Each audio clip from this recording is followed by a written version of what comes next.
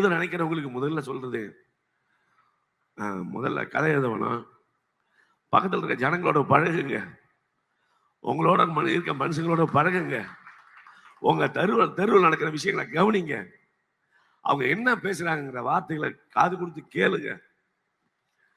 அப்புறம் எல்லாத்துக்கும் மேல உனக்கு கோபம் அதிகமா இருக்கணும், அதை விட 100 மடங்கு அன்பு அதிகமா இருக்கணும்.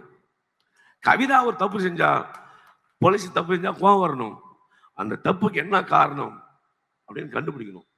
எல்லாத்துக்கும் மேல சக மனிதன் மீது அன்பு இருந்தாலாம் எழுத்து சாத்தியம், சக மனிதர்கள் மீது காதல் இருந்தாலாம் எழுத்து சாத்தியம். சமூகத்தினுடைய இழிவுகள் மீதான கோபமும் சமூகத்தின் மீதான அன்பும் தான் எழுத்துக்கான அடிப்படை. இந்த இரண்டும் இருந்தால் யார் வேணாலும் எழுதலாம்.